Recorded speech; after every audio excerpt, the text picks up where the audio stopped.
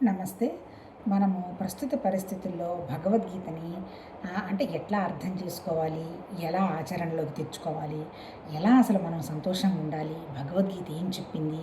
అనేటువంటి విషయాలను అంటే కొంచెం తేలికగా అర్థమయ్యేట్టుగా మనము శ్రవణం చేసుకుంటూ ఉన్నాము. నార్మల్‌గా ఏం చెప్పారు? శ్రవణము ఒక మంచి విషయం విన్నాము. అది ఒక్కసారితో వదిలేయకూడదు. దాన్ని 4, 3 సార్లు రిపీట్ చేసుకోవాలి. అంటే పూర్తిగా మనకు ఆ అర్థం పట్టిందాకా మనం గ్రహించాలి. దాన్ని మననం అంటారు. ఆ తర్వాత ఏమవుతుంది? ఆ మననం చేసుకున్న తర్వాత దాన్ని ప్రాక్టికల్ ఏరియాలో ఎలా ఉంది అనేటువంటి విషయాన్ని మనం అప్లై చేసుకుంటూ ఉండాలి. అంటే ఏంటి దాన్ని? అంటే ఆ ధ్యాస మీద ఉండాలన్నమాట. ఏది? మనం ఏ మంచిదైతే విన్నామో, ఏదైతే మననం చేసుకుంటున్నామో అది ఆ నిధి ధ్యాసలో ఉండడం నిధి ధ్యాస. తర్వాత ఏం చెప్పాడు? సాక్షాత్కారం అని చెప్పారు. సాక్షాత్కారం అంటే ఏంటి? మొత్తం మనం ఏ పరమాత్మ తత్వానికి విషయం తీసుకున్నా అల్టిమేట్ చెప్పింది ఏంటి? సాక్షాత్కారం అన్నారు. సాక్షాత్కారం అంటే ఏం లేదు, ఉన్నదంతా ఒకటే, అది నేనేను అనేటువంటి సాక్షితత్వంగా మనం ఉండడం కనుక చేరితే అప్పుడు మనం సంతోషంగా ఉంటాము అనేటువంటి విషయాన్ని మాత్రమే వాళ్ళు చెప్పటం జరిగింది తప్ప మహానుభావులు ఎక్కడా వాళ్ళు ఋషులు అబద్ధం చెప్పలా. మేము అది చూసాము, ఇది చూసాము, వాళ్ళు అలా కూర్చొని చెప్పారు, ఇలా కూర్చొని చెప్పారు అని వాళ్ళు ఏం చెప్పలా. కాకపోతే పురాణాల్లో, ఇతిహాసాల్లో వాటిట్లో ఏంటి మనకి ఇంకా తేలిగ్గా అర్థం అవడం కోసం కొన్ని ఉపమానాలు చెప్పారు. అంటే దృష్టాంతాలు అంటారు వాటిని. అంటే ఉదాహరణలు చెప్పారు తప్ప వాళ్ళు చెప్పింది ఏంది? అల్టిమేట్గా ఉన్నదంతా ఒక్కటే. ఆ ఒక్కటిలో నుంచి ప్రకృతి అనండి, ప్రాణం అనండి, సృష్టి అనండి వ్యక్తమైంది. ఆ వ్యక్తమైన పదార్థాన్ని వాళ్ళు ఏమన్నారు? ఐ అన్నారు. ఐ అంటే నేను. అందుకని మనకి చూడండి ఆ ఐ మీదనే మనకి విపరీతమైన వ్యామోహం. అంతే కదా. ఐ మీద వ్యామోహం ఏంటి? ఇప్పుడు మనం ఏదైనా ఫోటో చూస్తాము, పిల్లలు ఎగతాళి చేసుకుంటారు. అంటే మనమే చూసుకుంటామమ్మా అంటుంటారు. 100% కరెక్టు. అంటే ఎక్కడికి పోయినా సరే నాకు ప్రిఫరెన్స్ ఉందా లేదా అనే చూసుకుంటాడు మనిషి అన్నవాడు. లేదంటే ఏదైనా అవసరం కోసం సర్దుకుపోవడం అవన్నీ చేస్తారు. కాబట్టి అల్టిమేట్ ఏంటంటే ఐ అనేది ప్రకృతిగా ప్రాణంగా వ్యక్తమైందనమాట. అందుకని అయ్యే చాలా ముఖ్యం. మనం కూడా చూడండి, ఏం చేసినా ఏం జరుగుతున్నా ఆ లోపల ఉన్నటువంటి ఐతోనే మనం కనెక్ట్ అయ్యి ఉంటాం. అంతే కదా. ఇప్పుడు నేను కళ్ళు మూసుకొని ధ్యానం చేస్తున్నాను, లోపల ఏదో సంథింగ్ ఉన్నదనేటువంటి భావంలో నుంచి అయితే నేనేం బయటపట్టలేదు కదా. ఆ కనపడుతున్నటువంటి భావమే అయ్యి అనమాట. కాకపోతే ఏం చెప్తున్నారు? ఆ ఐని దాటే స్థితి ఉంది చూసారా, అది నిరాకారం, నిశ్చలం, ఏమీ లేనిది. ఆ స్థితికి మనం అబ్జర్వ్ చేసుకోగలగటం అది అది అల్టిమేట్ ఏంటంటే సాక్షాత్కారం. అంటే ఏంటి? ఆ ఏమీ లేని స్థితిలో ఉండి ఈ ఐని వర్క్ చేయించుకోగలగడమే అది అది ఆధ్యాత్మికత. అంతకంటే ఇంకేం లేదు. ఇప్పుడు మనం చదువుకుంటున్నది ఏంటి? భగవద్గీతని చదువుకుంటున్నాం. భగవద్గీత అంటే ఏంటి? నేను ఎవరో చెప్తున్నారు మనకి ఇన్ని పురాణాలు ఉన్నాయి, ఇన్ని వేదాలు, వాటికి ఉపవేదాలు, వేదాంగాలు, తర్వాత పురాణాలతో పాటు ఇతిహాసాలతో పాటు ఆగమ శాస్త్రం అని, తర్వాత జ్యోతిష్యాలని, తర్వాత శృతులని, కొన్ని వేల లక్షలు ఉన్నాయి. ఎన్ని వేల సంవత్సరాలైనా మనం వాటిని అర్థం చేసుకోవటమే సరిపోదు. అదంతా సనాతన ధర్మం అన్నట్టు నిన్నేదో అన్నారు. సనాతన ధర్మం అంటే చెప్పాలంటే ఏంటి? బ్రహ్మసూత్రాలు, ఉపనిషత్తు, భగవద్గీత. ఏంటి ఈ మూడు? ఇందులో చెప్పింది ఏంటి? మనిషి జీవన విధానమే చెప్పున్నారు ఎక్కడ కూడా. ఎందుకంటే వాళ్ళకి అందినంత వరకే కదా ఎవరైనా చెప్తారు. వాళ్ళకి ఏం అందినది అంటే ఎట్లా వచ్చింది వాళ్ళు సృష్టి అనే దాని గురించి చెప్పారు వాళ్ళు. సపోజ్ ఇప్పుడు ఉదాహరణ చెప్తాను, చిన్న ఉదాహరణ. భగవద్గీత మాట్లాడిన తర్వాత లాస్ట్లో చెప్పుకుందాం. లేకపోతే ఏమని చెప్పారు? ఇప్పుడు భగవద్గీతలో మొత్తం 18 టాపిక్స్ ఉన్నాయి. ఈ 18లో మొదటి 6 వచ్చి కర్మ. అంటే కర్మ అంటే ఏంటి? ధర్మంగా ఎలా ఉండొచ్చు మనము, తర్వాత మన మనసుని మనం చెలింప చేసుకోకుండా ఎలా ఉండొచ్చు, అది కూడా చేసే యాక్షనే అంతే కదా. యోగా అంటే కూడా చేయడమే కదా. ఉండొచ్చు అని కొద్దిగా కర్మ గురించి, జ్ఞానం గురించి, తర్వాత యోగం గురించి చెప్పారు. తర్వాత ఇప్పుడు రెండోది ఏంటి? ఇప్పుడు మనం ఈరోజు చదవబోతున్నది 7వ అధ్యాయం చదువుతున్నాం. 7 నుంచి మళ్ళీ ఏంటి? మళ్ళీ 12 వరకు ఏం చెప్పారు? భక్తి గురించి చెప్పారు. మళ్ళీ తర్వాత 12 నుంచి మళ్ళీ 18 వరకు ఏం చెప్పాడు? జ్ఞానం గురించి చెప్పారు. అంటే ఎంటైర్ భగవద్గీత ఎక్కువగా బోధించింది వేటి మీద? కర్మ గురించి చెప్పారు, తర్వాత భక్తి గురించి చెప్పారు, తర్వాత జ్ఞానం గురించి చెప్పారు. కర్మ దేనికి సంబంధించింది? శరీరం ద్వారా జరగాల్సింది కర్మ, అంతే కదా. అందుకని ఈ శరీరం ద్వారా జరగాల్సిన కర్మకి ఏమున్నాయి? కొన్ని ధర్మాలు ఉన్నాయి, అంతే కదా. ఏది పడితే అది తింటాను, ఎలా పడితే అది ఉంటాను, ఎట్లా పడితే అట్లా జీవిస్తాను అంటే నీ శరీరమే పాడైపోతుంది. అందుకని ఏం చెప్పారు? దానికి కొన్ని సూత్రాలు చెప్పారు. ధర్మ సూత్రాలనండి, ఏమైనా అండి. తర్వాత ఇంకోటి ఏం చెప్పారు? యోగం అంటే ఏంటి? నువ్వు ఎట్లా పడితే అట్లా శరీరాన్ని తిప్పచ్చు, బాగానే ఉంటుంది. కాకపోతే నీ మనస్సు ఉంది, నీ మనసుతో పాటు నడిచే ఇంద్రియాలు ఉన్నాయి. అందుకని ఇంద్రియాల మీద పట్టు సాధించావు అంటే నువ్వు ఏది మంచి ఏది చెడు అని దాని ప్రకారం వెళతావు అని యోగం చెప్పాడు. తర్వాత ఇప్పుడు ఇంకోటి భక్తి ఏం చెప్తున్నాడు, ఇప్పుడు మనం చదవబోయేది భక్తి. భక్తికి సంబంధించింది ఏంటి, ఇప్పుడు కర్మ వచ్చేమో శరీరం, యోగం వచ్చేమో మనసు. ఇప్పుడు భక్తి వచ్చి ఎక్కడ వస్తుంది అంటే ఒక దాని మీద మన మనసు నిలపటం. మనసు నిలపటం అంటే ఏంటి, అది కూడా మళ్ళీ మనసు మీద పనిచేసుకోవటమే చెప్పాలంటే. అంటే కర్మన్నా భక్తన్నా తర్వాత యోగమైనా కూడా మూడు కూడా మన మనసు మీద మనం పనిచేసుకోవటం. నాలుగోది ఏం చెప్తున్నాడు, జ్ఞానం చెప్తున్నాడు. ఏది, ఈ 12 నుంచి 18 వరకు. జ్ఞానం వచ్చి ఎక్కడ అప్లై చేసుకుంటావు, జ్ఞానం వచ్చి విజ్ఞానమయ కోసం బుద్ధి. బుద్ధి అంటే ఏంటి, ఆ బుద్ధికి ఏం చేయాలి మనము, బుద్ధికి కనుక వివేకం ఉందనుకో వైరాగ్యం వస్తుంది. వైరాగ్యం ఎప్పుడైతే వస్తుందో మంచిదేంది చెడ్డదేంది అని వస్తుంది. ఇప్పుడు మొట్టమొదటి చెప్పినటువంటి కర్మయోగంలో ఏంటి, ధర్మాన్ని పాటించమన్నాడు. ఈ ధర్మాన్ని పాటించడంలో ఇంకా ఇష్టాలు అయిష్టాలు లేవు, అంతే కదా. ఇప్పుడు నాకు కూతురుగా కొన్ని ధర్మాలు ఉన్నాయి, నాకు నేను ఎట్లంటే అట్లా వదిలేసమ్మా వాళ్ళని వెళ్ళిపోవచ్చు కదా అనేటువంటి విషయం లేదు. అంటే నా ధర్మం ఏంటి, వాళ్ళని చూసుకోవటం నా ధర్మం. ఒక్కసారి నేను ధర్మం పాటిస్తున్నాను అన్నప్పుడు లేదు నాకు అది ఇష్టం కాబట్టి నేను అలా చేస్తాను, నాకు ఇది ఇష్టం లేదు కాబట్టి ఇలా చూడను అనడానికి రూల్ లేదు. అంటే ధర్మంలో మనకు మొట్టమొదటి పోయేది ఏంటి, ఆ భగవంతుడి దయ వల్ల ఇష్టాలు అయిష్టాలు వెళతాయి. మనం ఏం చేయపోయేటప్పుడు నేను ఏం ఆలోచన చేస్తాం, ఇది ధర్మమా కాదా, ఇలా మోసం చేసి ఇలా సంపాదించడం ఏం చేయాలి, దీన్ని ఇప్పుడు ఇది వరకు ఉంటే చాలదా, ఇంకా ఏం కావాలి అని మనం ఆలోచిస్తాం. ఎప్పుడు ఆలోచిస్తావు, నీకు ధర్మం వల్ల ఏమొస్తుంది, ఇష్టాలు అయిష్టాలు పోతాయి. యోగం వల్ల ఏమొస్తుంది, మనసుకు నిశ్చలం ఏర్పడుతుంది. ధర్మం వల్ల కూడా నీకు మనసు నిశ్చలమే అవుతుంది. యోగం వల్ల ఏమవుతుంది, అక్కడ కూడా ఇంద్రియాల మీద నీకు పట్టు వస్తుంది. నాకు అవసరం లేదు కదా, ఇంత నాకు అవసరం అనేటువంటి విషయం వచ్చిన తర్వాత అక్కడ కూడా నువ్వు చూడొచ్చు, వినొచ్చు, తినచ్చు, ఏమన్నా చేయొచ్చు, కానీ సమత్వం ఇది అవసరమా కాదని బ్యాలెన్స్ వస్తుంది. యోగం అంటే డిసిప్లిన్ వస్తుంది అనుకోండి. కర్మ వల్ల ధర్మం వస్తే యోగం వల్ల డిసిప్లిన్ వస్తుంది. భక్తి వల్ల ఏమొస్తుంది, ఒకే ఒక విషయం మీద మనసు నిలబడుతుంది. అనన్య భక్తి అంటారు. నాకు భగవతత్వం తప్ప ఇంకా ఏమీ అవసరం లేదు అనేది భక్తి భావన. ఇప్పుడు మనం మొదలుపెట్టి చదువుకోపోయేది భక్తి గురించి చెప్తున్నాడు. లాస్ట్లో వచ్చేంటి మళ్ళీ బుద్ధికి అసలు జ్ఞానం అంటే ఏంటి, మనం ఎలా ఉండాలని చెప్పబోతాడు. అంటే మొత్తం టోటల్ 18 టాపిక్స్లో కర్మ గురించి 6, భక్తి గురించి 6, తర్వాత జ్ఞానం గురించి 6, 18 చెప్పారు. తర్వాత ఇప్పుడు ఎంత ఎవరు చెప్పినా ఇక్కడ ఇప్పుడు ఏం చెప్పారు, ఎక్కడో దైవత్వం ఉంది అని వాళ్ళు ఏం చెప్పలే. నిజం చెప్పాలంటే ఏం చెప్పాడు, ఈరోజు మార్నింగ్ లేచినప్పటి నుంచి ఒక థాట్, అంటే అఫ్కోర్స్ ఆ మహానుభావులు తయారు చేసి పెట్టిన థాట్స్ అయి ఉండొచ్చు, మనకంత తెలివితేటలు ఏమున్నాయో అవన్నీ కనిపెట్టడానికి. ఉన్నవేంటి, అల్టిమేట్గా 2 ఉన్నాయి అంటున్నారు. నిజం చెప్పాలంటే 2 కూడా లేదు. ఆ ఒకటి స్థితికి రావాలి అని మనం ఇప్పుడు ఈ 6 చాప్టర్స్లో మనం అర్థం చేసుకుంది. ఏంటి ఆ ఒకటి, మనకి కనపడకుండా నిశ్చలంగా, నిరాకారంగా, నిర్గుణంగా, అఖండంగా, అచలంగా ఉన్నటువంటి ఒకే ఒక పరమాత్మతత్వ శక్తికి ఒక ఆలోచన వచ్చింది. ఒక ఆలోచన అంటే ఏంటి, ఆ కాస్మిక్ మైండ్ అనండి, వాట్ ఎవర్ ఇట్ మేబీ, ఒక ఆలోచన వచ్చింది. ఏమొచ్చింది ఆలోచన, ఇంకొకటి ఉంటే బాగుంటుంది అనే ఆలోచన వచ్చినట్టుంది. ఏంటి ఆ ఇంకోటి, అదే ఆ ఇంకొకటి అనేటువంటి ఆలోచనే దాన్ని ప్రకృతి అన్నారు, మహామాయ అన్నారు, శక్తి అన్నారు, ప్రాణం అన్నారు, ఎగ్జిస్టెన్స్ అన్నారు, ఉండడం అన్నారు. అంటే అర్థం అదంటే ఏంటి, ఇప్పుడు ఆ లోపల ఉన్నటువంటి ఆ శక్తి ఉందనుకో, అది కనపడదుగా నీకు, అది ఉన్నది అని నీకు ఎలా తెలుసు, ఆ కనుక్కోవటానికి ఆధారం ఏంటి, మళ్ళీ ఈ ప్రాణము, ఈ మాయే ఆధారం. ఎప్పుడైతే ఈ ఒకటి వచ్చింది, ఏమన్నా ఈ ఒకటికి గమ్మునుందా, ఇక ఉండదు కదా. ఆ మహామాయలాగా వచ్చినటువంటి ఈ ప్రకృతి మళ్ళీ ఆ శక్తి ద్వారానే వ్యక్తమైనటువంటి శక్తిది. ఆ శక్తి దీన్ని పట్టుకొని ఇక సృష్టి ఊహించటం మొదలుపెట్టుకున్నారు. అక్కడ వచ్చినవి బ్రహ్మ, విష్ణు, మహేశ్వర్లు అనే పేరు కానివ్వండి, లేకపోతే పంచభూతాలనండి, లేకపోతే ఆ పంచభూతాలతో పాటు నేను అష్టప్రకృతులు అంటే నేను సూర్యుని చంద్రుడిని కూడా కలిపా. ఇక్కడ అష్టప్రకృతులు అంటే కల్పలవాడు. పంచభూతాలు మన మనసు, మన బుద్ధి, అహంకారం అన్నారు. అంటే అల్టిమేట్గా ఏంటి, ఆ వ్యక్తమైంది ఏంటి, ఇది ఐ అనేటువంటి ప్రాణం. అంటే ఏంటి, అది దాన్ని ఏమంటారు, వ్యష్టిగా వ్యక్తమైంది ఐ, నేను అనేటువంటి ప్రాణం. అంటే సమిష్టిగా ఉన్నదేంటి, అంతా ఉంటే బాగుంటుంది అనేటువంటి ఒక ఆలోచన.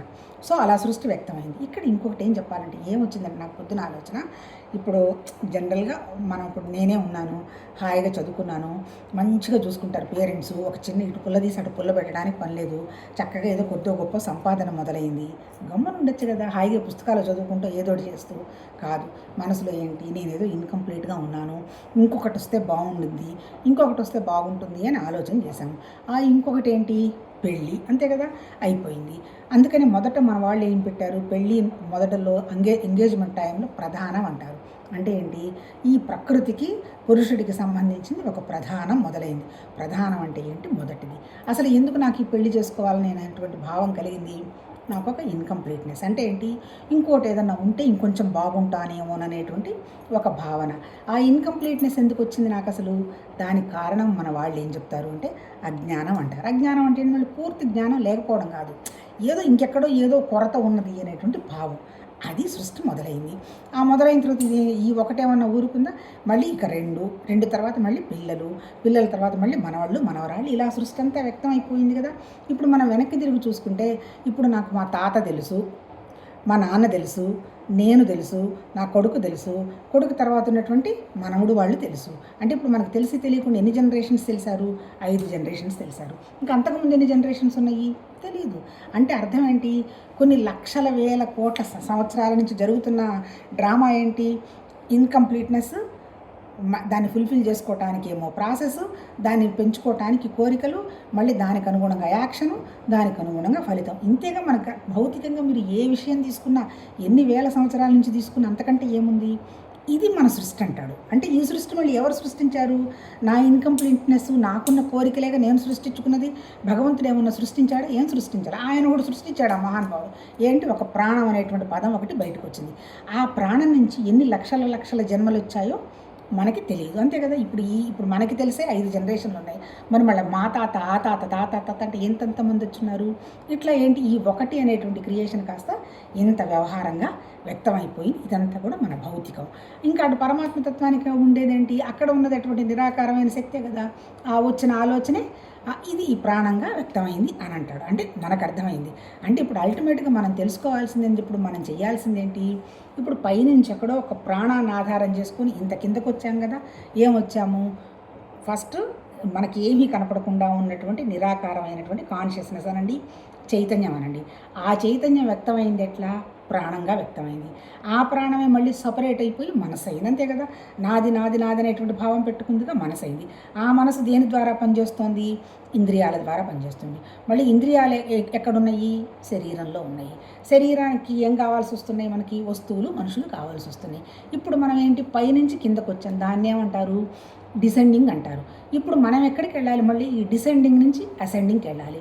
ఈ డిసెండింగ్ నుంచి అసెండింగ్కి వెళ్ళాలంటే మనం చేసుకోవాల్సిన ఆధ్యాత్మిక సాధన ఏంటి, ఏదన్నా వదిలిపెట్టి ఎక్కడన్నా అడవుల్లోకి హిమాలయాలకు వెళ్ళమన్నారా, గుడులు కట్టిమన్నారా, ఆస్తులు రాసిమన్నారా, ఏమీ అనలే. నిన్ను ఇబ్బంది పెడుతున్న దాన్ని ఏదో నువ్వు గ్రహించు, నువ్వు గుర్తించు, నువ్వు గమనించు, వాటి మీద నువ్వు ఇండిఫరెంట్గా ఉండు, అంతే కదా. ఇప్పుడు నన్ను ఇబ్బంది పెట్టేది సహజంగా వస్తువులు ఎన్ని కొన్నా చాలవు, వాళ్ళకి అది ఉంది, వీళ్ళకి ఇది ఉంది, నాకు అది కావాలి, ఇది కావాలి, ఇండిఫరెంట్గా ఉండు చాలు. ఉన్నంత వరకు ఏదున్నా సరిపెట్టుకుంటాం కదా, దానికి వస్తుందా ఎంజాయ్ చేయి, ఎవరు వద్దంటలా. రాని దాని గురించి మోహం పడవాకు. అట్లాగే మనుషులు, ఈ నీ దగ్గర ఎలా అయితే ప్రాణము మనసు ఉందో వాళ్ళ దగ్గర ఉన్నది ఈ ప్రాణము మనసేగా. వాళ్ళ ప్రాణానికి వాళ్ళ మనసుకి అనుగుణంగానేగా పనిచేస్తారు. అందుకని నీవు చేయాల్సింది ఏంది, నీ ద్వారా ఏదైనా జరగాల్సి ఉంటే హాయిగా చేసి అక్కడి నుంచి ఏదో నువ్వు రావాలి అనేటువంటి విషయం పెట్టుకోకుండా, వాళ్ళ మీద ఏమీ కంప్లైంట్ ఇవ్వకుండా, నీలో నువ్వు ఉండడం అంటే నీ సెల్ఫ్, నీ లోపల నీ ఉంది కదా, దాంతో నువ్వు ఉండడం అలవాటు చేసుకున్నావు అంటే బ్యాలెన్స్గా ఉంటావు అని దానికి చెప్పారు. తర్వాత మళ్ళీ ఉన్నది ఏంటి మన దగ్గర, ఇంద్రియాలు. ఈ ఇంద్రియాల గోల్ ఏంటంటే దేవుళ్ళు, ఇప్పుడు భగవతత్వం మనసు అన్నాడు కదా, నాకు కూడా ఏదన్నా ఒక సుఖం కావాలి కదా, ఊరికి మేము ఎట్లా ఉంటామని ఆ ఇంద్రుడు అనేటువంటి దేవుడు ఆ మిగిలిన వాళ్ళందరూ అడిగితే వాళ్ళకి ఒక్కొక్కటి వాళ్ళు సుఖంగా ఉండడానికి, వాళ్ళ అనుభవం తెచ్చుకోవడానికి ఒక్కొక్క ఇంద్రియం వాళ్ళకి పడేశారు అంటారు. ఏంటి మొదట్లో పడేసిన ఇంద్రియం ఏంటి, భూమి తత్వం రావడంతో వచ్చినటువంటి ఏంది, ఆమెకి ఆ ఇంద్రియం ఏమి ఇచ్చారు, ఆవిడకు ఒక ఇంద్రియం పడేశారు, మన ముక్కు. రెండోది ఏంటి, నీళ్లు. ఆ నీళ్ళకి ఏం చేశారు, ఒక నోరు పడేశారు. అందుకని ఏమన్నారు, వరుణదేవుడు అన్నాడు. భూమిని వచ్చేమో భూమాత అంటే, నీళ్ళని వచ్చేమో వరుణదేవుడు అన్నాడు. మళ్ళీ కొన్నిసార్లు నారాయణుడు అని కూడా రిఫర్ చేశారు. నెక్స్ట్ మళ్ళీ అగ్ని ఉంది కదా, అగ్నిదేవుడు ఇచ్చేశారు. 4 వాయుదేవుడు ఇచ్చేశారు, మన హృదయం. 5 వచ్చి ఆకాశం శబ్దంలో నుంచి వచ్చింది. అన్నీ వచ్చింది అక్కడి నుంచి. అందుకని ఆకాశం నుంచే వచ్చింది కాబట్టి మళ్ళీ వీటికి ఏం పేర్లు పెట్టుకున్నారు, బ్రహ్మ, విష్ణు, మహేశ్వరుడు, ఈశ్వరుడు. ఇవి అన్నీ కూడా నిజం చెప్పాలంటే పేర్లే. మళ్ళీ ఆ పరమాత్మ తత్వానికి ఏం పేర్లు పెట్టారు, ఫస్ట్ ఏమో హిరణ్యగర్భ, అంతర్యామి, విరాట్ పురుషుడు అన్నారు. ఇక్కడ మనకేం పెట్టారు, మనకొచ్చేమో మన లైఫ్కి వచ్చేమో విశ్వంతో పాటు లోపల ఉన్నటువంటి తేజము, కాంతి. తర్వాత మూడోది ఏంటి, ప్రజ్ఞ. అని ఈ 3 పెట్టారు. అంటే ఏంటి, అన్ని పేర్లే. అల్టిమేట్ అయింది ఏముందంటే, ఇప్పుడు ఈ ఇంద్రియాలన్నీ ఏంటి, ఆ దేవుళ్ళకి సంబంధించిన పేర్లే. మాకు అనుభవం లేకపోతే ఎట్లా, మేము మాత్రం సుఖంగా ఉండొద్దా అని అడిగారని వాళ్ళకి ఈ ఈ పేర్లన్నీ పెట్టాడు. ఒరిజినల్ ఇంద్రియం ఏంది, పెద్ద ఇంద్రియం మనస్సు, ఇంద్రుడు అనమాట. అది కూడా ఇంద్రియమే. అంటే అర్థం ఏంటి, ఈ ఇంద్రియాలన్నీ కూడా పాపం మళ్ళీ తర్వాత వీటికి వచ్చిన ఇంకొక మంచి లక్షణం ఏంటి, ఈ ఇంద్రియాలు ఉన్నాయి కదా మన దగ్గర, ఈ ఇంద్రియాలంటే మనసు, ముక్కు, కళ్ళు, చెవులు ఇవన్నీ కూడా పాపం అవి చూస్తాయి కానీ అవి స్పెసిఫిక్గా వాటికి తెలియదు. అందుకని వాటిని ఏమన్నారంటే తన్మాత్రలు అన్నారు. ముక్కు ఉందనుకో ఓన్లీ వాసన మాత్రమే చూస్తుంది, అందుకని దాన్ని ఏమన్నా ఓన్లీ అన్నారు. తన్మాత్ర అంటే అర్థం ఓన్లీ అని అర్థం. రుచి చూస్తుంది, ఓన్లీ రుచే. ఆ తర్వాత మళ్ళీ కళ్ళు చూస్తాయి, ఓన్లీ చూడడమే. మళ్ళీ మనం శబ్దాన్ని, మన స్పర్శను గ్రహిస్తాం, ఓన్లీ అనుభూతి చెందడమే, ఓన్లీ గ్రహించడం మాత్రమే. అట్లాగే శబ్దం వింటాం, ఓన్లీ వినడమే.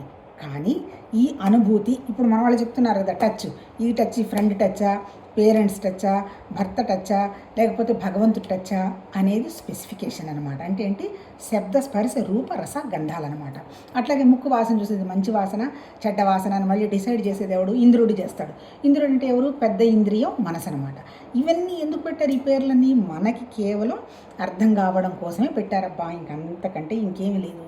అల్టిమేట్ ఏంది, మన దగ్గర ఉన్నది ఈ సెల్ఫ్ అనేది మనని నడిపిస్తుంది. ఈ సెల్ఫ్ ఎక్కడి నుంచి వచ్చింది, మళ్ళీ అది పరమాత్మ తత్వంలోనే అంశే. మాయే కదా, మాయాశక్తి అన్నాడు కదా.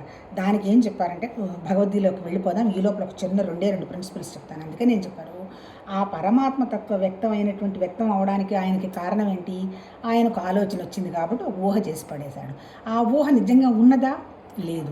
అందుకని ఆ ఊహకి ఏం పేరు పెట్టాడు ఆయన, మాయ అన్నాడు. అంటే మహామాయ, అంటే ఈ ప్రాణం అనేది జస్ట్ మాయ అని ఆ ఉద్దేశం. అందుకని ఏం చెప్తారు భగవతత్వంలో, మనం ఏదైనా ఆధ్యాత్మికంగా మనం ప్రాక్టీస్ చేద్దాం అనుకున్నాం అనుకోండి, ఫస్ట్ ప్రిన్సిపల్ ఏంటి మనకు తెలియాల్సింది, ఇదంతా మాయ. భగవతత్వంలో ఆయన ఊహించిన ప్రకృతే మాయ అయినప్పుడు ఆ ప్రకృతిలో భాగమేగా మనం కూడా ఆ అంశలేగా. అంటే ఇదంతా జస్ట్ మాయేగా, అంటే మెజర్ చేసేదేగా. 60 ఏళ్ళు వచ్చాయి, బాగా ఆరోగ్యంగా ఉండి ఇంకో 10 ఏళ్ళు లేదండి, ఇంకొక 20 ఏళ్ళు తర్వాత ఈ మాయ ఉండదు కదా, వెళ్ళిపోతుంది కదా. మరి దానికంత ఘర్షణ అవసరమా, హ్యాపీగా రిలాక్సింగ్గా ప్రస్తుతంలో ఉండి నీకు ఏది అందుబాటులో ఉంటుందో ఫుల్ ఎంజాయ్ చేసుకుంటూ సరదాగా ఉంటూ టైం వచ్చినప్పుడు ఎక్స్కర్షన్ అయిపోయింది, డబ్బులు ఖర్చు పెట్టుకున్నాం, బాయ్ బాయ్ బాయ్ బాయ్ అని చెల్లామనుకో, ఏ టెన్షన్ ఉండదు. అట్లా కాదు కదా. ఇక్కడ ఈ నాదిని ప్రూవ్ చేయాలని కూర్చున్నాగా, నేను కరెక్ట్ అని జస్టిఫికేషన్ చేయడానికి కూర్చున్నాం కదా. అలా చేయాలంటే పనిచేస్తున్నది ఎప్పుడు, నీ పెద్ద ఇంద్రియం మనసు పనిచేస్తుంది, నువ్వు సుఖంగా ఎట్లా ఉంటావు. అందుకని వాళ్ళు ఫస్ట్ ప్రిన్సిపల్ ఏం చెప్పారు, అంతా మాయ అన్నట్టుండమ్మా, నీకు ఏ టెన్షన్ లేదు అని ఫస్ట్ ప్రిన్సిపల్ చెప్పారు. ఇక రెండోది ఏంటి, ఆ పరమాత్మ తత్వంలో ఆయన ఊహించిన ప్రాణం ఏంటి, మాయ వచ్చింది. ఆ ప్రాణం ఏం చేసింది, నేను ప్రాణం అనేటువంటి విషయం అది గ్రాస్ప్ చేసుకుంది. అంటే ఎవరు, ఆ నేను మళ్ళీ ఆ మనసు అనండి, ప్రాణం అనండి, ఆ ఉన్న ఒకటి, దాంతోపాటు కాలం వచ్చింది. ఇప్పుడు మరి ఈ సృష్టి అంతా ఎవరు సృష్టించారు, ఈ ప్రధానం ఎక్కడి నుంచి వచ్చింది, నేనేగా. నా ఇన్కంప్లీట్నెస్సేగా, నేను హాయిగా ఏదో ఉద్యోగం చేసుకున్నాను సరదాగా ఉండకుండా ఏదో ఇన్కంప్లీట్నెస్తోనేగా నేను నా భర్తను క్రియేట్ చేసుకున్నాను, పిల్లల్ని క్రియేట్ చేశాను, ఆస్తుల్ని క్రియేట్ చేశాను. మరి ఇదంతా ఎవరు సృష్టించారు, నేనే సృష్టించుకున్నా. ఇప్పుడు నాది అనుకున్నప్పుడు నాకు టెన్షన్ ఏముంటుంది. ఇప్పుడు మన సమస్యల్లో ఏంటి, నేనొక్కటే ఒకటి మిగిలిందంత వేరు అనేటువంటి భావనలో ఉన్నాం మనం. ఇందులో ఇప్పుడు మనం బయటపడాల్సిన విషయం ఏంది, ఈ నేనులో నుంచి బయటపడాలి. ఈ నేనులో నుంచి బయటపడాలి అంటే ఉన్నదంతా నాదేననేటువంటి విషయం తెలియాలి. ఇప్పుడు మనకు చెప్పకూడదు కానీ, ఉదాహరణ ఇప్పుడు మంచినీళ్ళు తాగుతాము, మంచినీళ్ళు లోపలికి వెళ్ళిన తర్వాత ఆ మంచినీళ్ళు నా పొట్టలో ఉన్నవి ఏంటది, నాది, నేను. నాకు ఆ పొట్టలో ఉన్న నీళ్లు నాకేమైనా ఇబ్బంది పెడుతున్నాయా, ఏమి లేదు. మళ్ళీ తర్వాత టాయిలెట్కి వెళ్ళి వాష్రూమ్కి వెళ్ళేసి వచ్చామనుకో, గంట తర్వాత వెళ్ళిన తర్వాత మనం నీళ్లు పోయలేదనుకో, అది ఏమైపోయింది, స్మెల్ వస్తుంది. అంటే అప్పటి వరకు నీలో ఉన్నదే కాదు కూడా, మరి నీకు బయటకు వెళ్ళిపోయిన తర్వాత ఏమైపోయింది, నాది అయిపోయింది. అంటే ఇప్పుడు నువ్వు సృష్టిని ఎలా చూస్తున్నావు, నీది అని చూసుకోవటంలో నువ్వు ఎక్కడికక్కడ నిన్ను నువ్వు సపరేట్ చేసుకుంటూ, నిన్ను నువ్వు చూసుకుంటూ మిగిలిందంతా నాది కాదు అని చూస్తున్నావు. అందుకని అల్టిమేట్ టెన్షన్కి కారణం ఏంటి, ఈ భేదభావమే టెన్షన్ అంటాడు. ఆ భేదభావాన్ని ఐ సమస్య కాదు, ఎందుకంటే అయ్యే వచ్చింది కాబట్టి, ప్రాణం ఉంది కదా, ఐ లేకపోతే అసలు మనం నడిచేది ఎట్లా. ఆ అయ్యే అహం లేదే మనం లేము, ఏదో పని కోసం మనం ఉన్నాం. కాకపోతే సమస్య ఎక్కడ, ఐడెంటిటీ సమస్య, ఇది నాదేను అనేటువంటిది సమస్య. ఈ పాయింట్ మీదనే భగవద్గీత మహానుభావులు, భగవద్గీత నిజంగా చెప్పింది దేవుడి కోసం చెప్పింది కాదు, మన జీవుళ్ళ కోసం చెప్పిందే భగవద్గీత. మన భారతదేశం యొక్క అదృష్టం ఏంటంటే, ఋషులు ఇన్ని వాళ్ళు అనుభవించిన ప్రతిదీ వాళ్ళు రాసి పెట్టారు. మొదట్లో మౌఖికంగా గురువులు శిష్యులకు చెప్తే తర్వాత వాళ్ళ సంస్కృతంలో రాయడం జరిగింది. కాకపోతే వీళ్ళు ఏమంటారంటే మన వాళ్ళు ఇదే అత్యున్నతం అత్యున్నతం అని అంటుంటారు. అది కూడా ఎంతవరకు కరెక్ట్, ఎందుకంటే ఏ దేశానికి ఆ దేశ సంస్కృతి ఉంది, దాని ప్రకారం వెళుతూ ఉంటారు. ఇప్పుడు నదులు మన భారతదేశంలోనే కాదు, వేరే ప్రపంచంలో కూడా నదులు ఉన్నాయి కదా, మరి అక్కడ నదులు కాదు కదా. అంటే ఏం లేదు, నిజం చెప్పాలంటే ఏంది, ఆ ఉన్నటువంటి ఒకే ఒక పరమాత్మ తత్వాన్ని, తర్వాత వ్యక్తమైనటువంటి ప్రాణాన్ని రకరకాలుగా వాళ్ళు ఊహించి వాళ్ళకి తోచినవి వాళ్ళు రాసి పెట్టారు. వాళ్ళే ఆ దేవతల పేర్లు కూడా వీళ్ళే కల్పించి పెట్టారు చెప్పాలంటే. ఆ పరమాత్మ తత్వం నిరాకారం, నిశ్చలం, నామరూపాలు లేనిది. ఆ వ్యక్తమైన ప్రాణాన్ని మళ్ళీ అమ్మవారు అన్నారు, మళ్ళీ అష్ట అమ్మవార్లు అన్నారు. తర్వాత 9 మన శరీరంలో రంధ్రాలు ఉన్నాయి కాబట్టి 9 రంధ్రాలకి నవరాత్రులు పూజలు పెట్టారు. ఆ తర్వాత గణేశుడు అంటే వినాయకుడు 24 తత్వాలతో శరీరం తయారని చెప్పుకున్నాం కదా. పంచభూతాలు, పంచకోశాలు, పంచప్రాణాలు, తర్వాత పంచ తన్మాత్రలు, ఇవన్నీ కలిపి 24 తత్వాలతో శరీరైన తత్వానికి మళ్ళీ గణేశుడని పెట్టి ఈయనకి 9 రోజులు ఈయనకి పూజ చేసి తర్వాత మళ్ళీ ఈ మట్టిని తీసుకెళ్ళి మట్టిలో కలిపారు. ఇవన్నీ కూడా మన వాళ్ళు ఏంటంటే మన మహానుభావులు అట్లన్నా చెయ్యంగా ఎందుకు చేస్తున్నామని వీళ్ళు గ్రహించి అప్పుడు నిరాకారానికి మారిపోతారేమో అనేటువంటి. ఎందుకంటే అందరం మనం పెద్ద బుద్ధిజీవులం ఏం కాదు కదా, అంత తెలివితేటలు ఎక్కడున్నాయి మొదట్లో. అందుకని పాపం వాళ్ళకి అట్లన్నా మొదలుపెట్టి ఏంటి అని గ్రహిస్తారు అనే పాయింట్ మీద పాపం వాళ్ళు చేశారు. అందుకు కాకపోతే ఇప్పుడు ఏమైంది, ఆచారం అనేది మెకానికల్గా అయిపోయింది. ఆచారం అంటే ఏది పాటిస్తే అది ఆచారం. ఈ ఆచార సాంప్రదాయాలన్నీ ఎట్లయిపోయినాయి, మేము చాలా సాంప్రదాయం అండి, మేము చాలా కన్వెన్షన్ అండి, మేము చాలా ఆచారం అంటే అంటారు. ఏంది ఆచారం? విషయం అర్థం చేసుకోకుండా చేసేది ఆచారం కాదు, తెలివి తక్కువతనం. అర్థం చేసుకొని చెయ్యి, తప్పులేదు. కానీ చెయ్యరు కదా ఇప్పుడు ఒకప్పుడు మడిలు గిడులు అన్నారు, అప్పుడు పొయ్యిల మీద వంట చేసేవాళ్ళు, చేతులకు మట్టులు అంటేవి. అందుకని దాన్ని శుభ్రంగా తిన్నా పూచినా శుద్ధి గిద్ది పెట్టి పెట్టేవాళ్ళు. ఇప్పుడు డైనింగ్ టేబుల్ మీద తింటున్నావు, ఇంక ఇప్పుడు నీకు మడి ఏంది? మడి అని కాదు, అంటే జంతువుల ఆచారాలు ఏంటి అంటే ఏంటి, ఈ ఆచారం అనేది ఏంటి అంటే మనం సిస్టమేటిక్గా ఉండడానికి పెట్టుకున్నాం. పొద్దున్నే నిద్ర లేవాలి, స్నానం చేయాలి, వంట చేయాలి, దేవుడికి పూజ చేయాలి అంటే ఏంటి, కన్సిస్టెన్సీ ఉంటుంది, ఒక పద్ధతి ప్రకారం వెళుతూ ఉంటావు. చెయ్యంగా ఎందుకు చేస్తున్నావు? నీలో మానసికంగా మార్పు వచ్చిందా? నీ భేదభావం లేకుండా ఉండగలిగా? ఉన్నదంతా ఒకటే పరమాత్మతత్వం అనేటువంటి అవగాహనకు వచ్చే విధంగా నీ బుద్ధి వికాసం చెందిందా? చెందలేదు. చెందించుకోవాల్సిన అవసరం ఉంది. ఆ చెందించుకోవాల్సిన అవసరమే చెప్తున్నదే మహానుభావుడు భగవద్గీత. అంతకంటే ఏం లేదు. భగవద్గీత కేవలం మన జీవన విధానమే తప్ప ఇంకా ఆయన కూడా చెప్పింది లేదు. ఈ 6లో చెప్పింది ఏంటంటే కర్మ చెప్పాడు. మళ్ళీ ఆ కర్మ కూడా ఎందుకు చెప్పాడు, మళ్ళీ యోగం ఎందుకు చెప్పాడు? నువ్వు నీ మనసు ప్రశాంతంగా ఉండడానికే. ధర్మం పాటించావు, ఇష్టాలు ఉండవు, హాయిగా ఉంటావు. ఆ తర్వాత మళ్ళీ యోగంలో ఇంద్రియాలను కంట్రోల్ పెట్టావు, మనసును కంట్రోల్ పెట్టావు, మనసు స్వచ్ఛంగా పద్ధతిగా ఉంటుంది, ప్యూరిఫికేషన్ జరిగిపోయింది. ఆ తర్వాత మన మనసును తీసుకెళ్ళి ఒకే పాయింట్ మీద పెట్టావు, భక్తి. ఆటోమేటిక్గా ఏముంది, నీ మనసు ఎక్కడంటే అక్కడ నిలపడానికి కావాల్సినటువంటి సామర్థ్యం దానికి వచ్చేసింది. అప్పుడు నువ్వు విచారణకి మొదలు పెడతావు. ఏంటి అసలు ఉన్నదా లేరా, నేనెవరు, ఈ ప్రపంచం ఎవరు, ఈ జీవత్వం ఎవరు, అసలు దైవత్వం ఉన్నదా, ఈ దైవత్వం కావడానికి నేనేం చెయ్యాలి, నా ప్రాక్టీస్ ఏంది, సత్యం ఏంటి అసత్యం ఏంది అనేటువంటి విచారణ మొదలవుతుంది. అట్లా విచారణ మొదలవడానికి కావాల్సినటువంటి చెప్పిన గ్రంథమే పాపం భగవద్గీత. వ్యాస మహాముని ఆ ఉపనిషత్తుల సారమైన తర్వాత ఆ బ్రహ్మసూత్ర అన్నిటినీ అంటే ఏంటి, యోగ వాసిష్టం అన్ని విషయాలన్నీ క్రోడీకరించి ఈ పుస్తకం రాయడం జరిగింది. ఇప్పుడు మనము 7వ అధ్యాయం చదువుకుంటున్నాం. ఇప్పుడు మనకు అర్థమైనవి ఏంటి, ఉన్నవన్నీ రెండు ఉన్నాయి. ఒకటేంటి, మన దగ్గర ప్రాణశక్తి ఉంది. రెండోది ఏంటి, నా దగ్గర ప్రాణశక్తి ఉన్నది అనేటువంటి విషయం నా జ్ఞానానికి తెలుసు. జ్ఞానం అంటే మళ్ళీ మనసన్నా, జ్ఞానం అన్నా, కాన్షియస్నెస్ అన్నా, ఎరుకన్నా, చైతన్యం అన్నా ఒకటే. మళ్ళీ ప్రాణం అన్నా, హృదయం అన్నా, తర్వాత మళ్ళీ శక్తి అన్నా, తర్వాత మనం చేయగలిగినటువంటి సేవన్నీ కూడా మళ్ళీ ఒకటే. ఈ మనస్సు ఈ ప్రాణము కలిపి మన శరీరం ద్వారా పనిచేస్తుంది. దాన్నేమో క్రియ అన్నారు. అంటే ఎందుకు చేస్తుంది? అది ఇచ్చ కోసం చేస్తుంది. ఇప్పుడు పరమాత్మ తత్వంలో సృష్టి అసలు ఆయనకి ఎందుకు వచ్చింది ఆలోచన? నాతో పాటు వేరే వాళ్ళు ఎవరైనా ఉంటే బాగుంటుంది అని ఆలోచన వచ్చింది. ఇప్పుడు మనకెందుకు వచ్చింది సృష్టి? నాకెందుకు వచ్చింది? ఏదో నేను ఇన్కంప్లీట్గా ఉన్నాను కదా, ఎవరైనా వస్తే బాగుంటారేమో అనేటువంటి ఆలోచన వచ్చింది. అంటే ఏంటి, ఎందుకు ఇదంతా ఆలోచన చేసింది? ఆనందం కోసమే చేసుకుంది. ఎవరైనా పెళ్ళి ఎందుకు చేసుకుంటారు? హ్యాపీనెస్ ఉండడం కోసమే కదా. అట్లాగా ఆయన ఎందుకు ఆలోచన చేశాడు? నాతో పాటు ఇంకొకరు ఉంటే బాగుంటుంది అనేటువంటి ఊహ చేసింది ఆయన ఎందుకు? అది ఆనందం కోసమే. అంటే అల్టిమేట్ క్రియేషన్ ఎందుకు? ఆనందం కోసమే. కాకపోతే ఎందుకు ఆనందం పోయింది?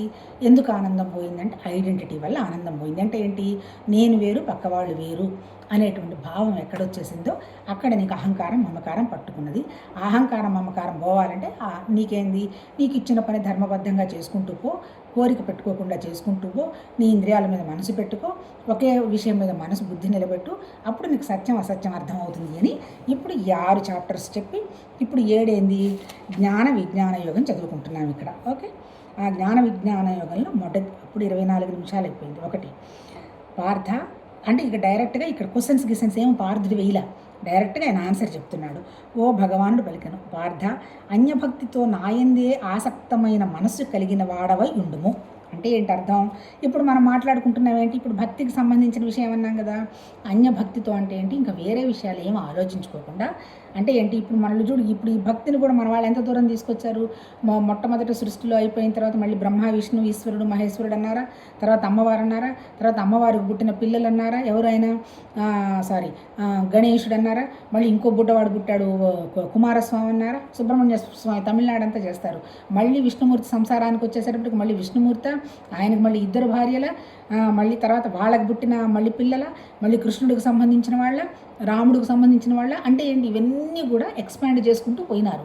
కాకపోతే ఇక్కడ ఆయన ఏం చెప్తున్నాడు పాప మహానుభావుడు, నాయందే ఆసక్తి కలవాడవే ఉంటున్నాడు. అంటే ఏంటి, ఈ ఈ పరమాత్మతత్వం వ్యక్తమైనటువంటి రూపాల మీద మనసు పెట్టమని ఆయన చెప్పటం, అప్పుడు కృష్ణుడిని నా మీదే పెట్టని కృష్ణుడు చెప్పేవాడుగా, ఇక్కడ కృష్ణుడు కాదుగా చెప్పటం, భగవాన్ చెప్తున్నాడు. భగవాన్ అంటే ఎవరు, నిశ్చలమైన నిరాకారమైన నిర్గుణమైన ఏ కోరిక లేని ఏదైనా చేయగలిగినటువంటి సాత్తా ఉన్నటువంటి నిరాకారమైనటువంటి ఆయన. అందుకని భక్తి ఎక్కడ పెట్టుకోమంటున్నాడు, ఆ నిరాకారమైన విషయం మీద భక్తి పెట్టమంటున్నాడు. యోగం అనన్య భావంతో అత్పరాయణుడవై యోగమునందు నిమగ్నుడవగును. యోగమునందు నిమగ్నుడు అంటే ఏంటి, ఆ పరమాత్మతత్వం ఉందనేటువంటి ఒక భావంతో కలిసి ఉండు. అట్టి నీవు సంపూర్ణ విభూతి బల ఐశ్వర్యాది గుణయుక్తుడును సర్వప్రాణులకును ఆత్మస్వరూపుడును అయిన నన్ను సమగ్రంగా తెలుసుకొను విధానం వినుము. నువ్వు అట్లా గనక చెయ్యగలిగితే నాయా అర్జున, నేను ఎలాంటి వాడిని, సంపూర్ణ విభూతి బల, సంపూర్ణ విభూతి అంటే నాకు విపరీతమైనటువంటి సంపూర్ణమైన బలమైన విభూతి అంటే ఏంటి, విభూతి అంటే ప్రకృతి సృష్టించటం అన్నమాట. అంటే ఏంటి, నాకు ప్రకృతి మీద కూడా విపరీతం అన్ని విషయాలు నాకు తెలుసు. తర్వాత ఏంటి, ఐశ్వర్యాది గుణయుక్తుడు, ఐశ్వర్యాది గుణయుక్తుడు అంటే నాకేమి లోపం లేదు. నీ లోపం ఎందుకు వచ్చింది, ఏదో ఇన్కంప్లీట్నెస్ పోగొట్టుకోవడానికి నువ్వు జన్మెత్తి కూర్చున్నావు. నా జన్మలో ఏదో నాకు లోపం కోసంగా నేను ఏది సృష్టి చేయలేదు, నేను ఐశ్వర్యాది వాడిని.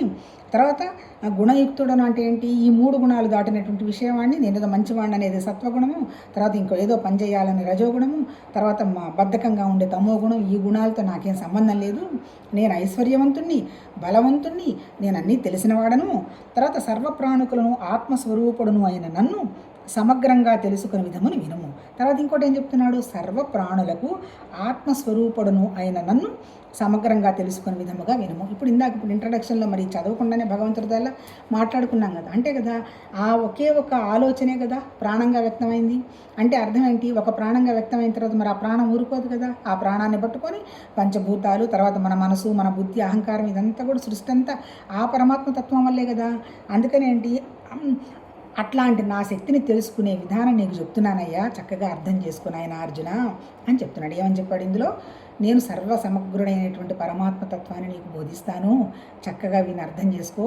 ఈ ప్రకృతి మొత్తానికి ఆధారం నేనే, నన్ను అర్థం చేసుకో. తర్వాత 24 గంటలు నా మీదనే అనన్య భక్తి పెట్టుకొని ఉండు, అప్పుడు నేను నీకు అర్థం అవుతాను నాయన అర్జున అని చెప్పి చెప్తున్నాడు. తర్వాత ఇంకోటి ఏమంటున్నాడు, నేను నీకు విజ్ఞాన సహితముగా తత్వజ్ఞానమును సంపూర్ణంగా తెలిపెదను. దీనిని ఎరిగిన పిమ్మట జగత్తులో తెలుసుకొనవలసింది ఏదియూ మిగలదు అంటాడు. అంటే ఏంటి, నీకు అసలు తత్వం అంటే ఏంటో చెప్తాను అంటాడు. ఇప్పుడు తత్వం అంటే ఏంటి, తత్వం అంటే మన స్వభావం. అసలు ఎట్లా వచ్చింది ఈ సృష్టి, ఎవరం మనము, అసలు ఈ ప్రపంచం ఏంటి, ఒక మనిషి రకంగా ఎందుకున్నాడు, ఇటువంటివన్నీ సంబంధించిన ప్రకృతికి సంబంధించిన విషయాలంతా కూడా తత్వమే. నాయన అర్జున, అసలు సృష్టి ఎలా వచ్చింది, నువ్వెవరు, నీ తత్వం ఏంటి, నీ స్వభావం ఏంటి, అన్ని విషయాలన్నీ నీకు చక్కగా చెప్తాను నాయన.